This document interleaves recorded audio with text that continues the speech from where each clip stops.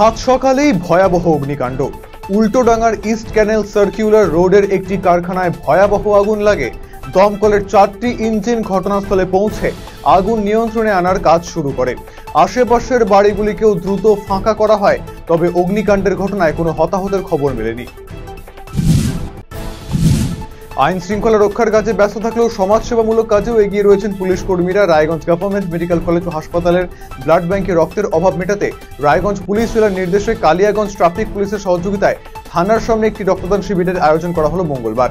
রক্তদান শিবিরে উপস্থিত ছিলেন কালিয়াগঞ্জ থানার আইসি দেবব্রত মুখার্জি, ট্রাফিক ওসি বিপুল দত্ত সহ অন্যান্য ট্রাফিক অফিসারেরা। একাধিক অভিযোগের ভিত্তিতে বরখাস্ত করা হলো রায়গঞ্জ বিশ্ববিদ্যালয়ের শিক্ষাকর্মী তপন নাগকে। মঙ্গলবার সাংবাদিক বৈঠক করে এই বিষয়টি জানিয়েছেন বিশ্ববিদ্যালয়ের উপাচার্য দীপক কুমার রায়। তপন নাগ বিশ্ববিদ্যালয়ের সিআইএস বিভাগের সিনিয়র অ্যাসিস্ট্যান্ট হিসেবে কর্মরত ছিলেন। তিনি আবার তৃণমূল কংগ্রেসের শিক্ষা বন্ধু সমিতির জেলা সভাপতি। তার কর্মকাণ্ডের জন্য একটি তদন্ত কমিটিও গঠন করা হয়েছে।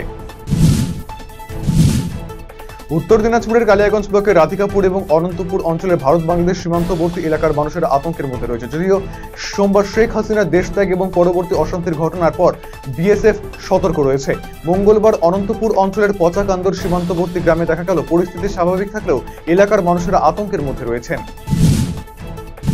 জেলা প্রশাসনের কাছে মানবিক আবেদন জানিয়ে একটি সভার আয়োজন করলো উত্তর দিনাজপুর জেলা এমজিএনআরডিজিএস ভেন্ডার্স অ্যাসোসিয়েশন। মঙ্গলবার রায়গঞ্জের সুপার মার্কেটে অবস্থিত চেম্বার অফ কমার্সের সভাকক্ষে আয়োজিত এই সভায় সমস্ত ভেন্ডাররা একত্রিত হন। তারা তাদের বকেয়া টাকার দাবিতে সরব হন। এই জেলায় মোট 270 কোটি টাকা বকেয়া রয়েছে। অবিলম্বে এই দুরবস্থা কাটানোর জন্য জেলা প্রশাসনের কাছে মানবিক আবেদন জানিয়েছেন ভেন্ডার সংগঠন।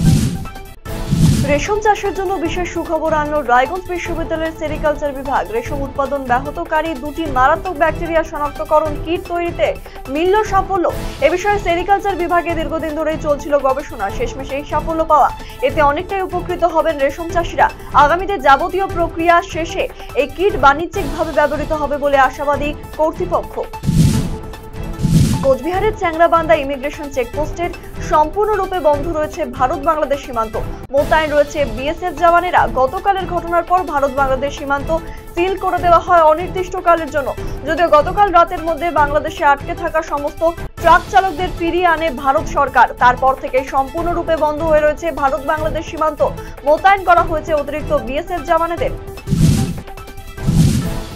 এবারে অনলাইন গেমিং অ্যাপের মাধ্যমে কয়েকশো কোটি টাকার প্রতারণা মামলায় তল্লাশিতে নামলো ইডি। মঙ্গলবার সকালে কলকাতার কালিকাপুরে একটি বহুতলে হানা দেয় ইডি আধিকারিকেরা।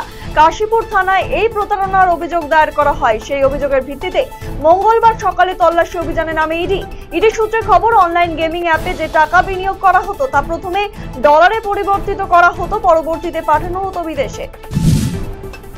উত্তর দিনাজপুরের কালিয়াগঞ্জ ব্লকের রাধিকাপুর এবং অনন্তপুর অঞ্চলের ভারত বাংলাদেশ সীমান্তবর্তী এলাকার মানুষের আতঙ্কের মধ্যে রয়েছে।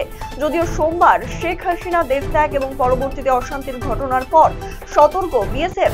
মঙ্গলবার অনন্তপুর অঞ্চলের পচাকান্দর সীমান্তবর্তী গ্রামে দেখা গেল স্বাভাবিক থাকলেও এলাকার মানুষের আতঙ্কের মধ্যে রয়েছে।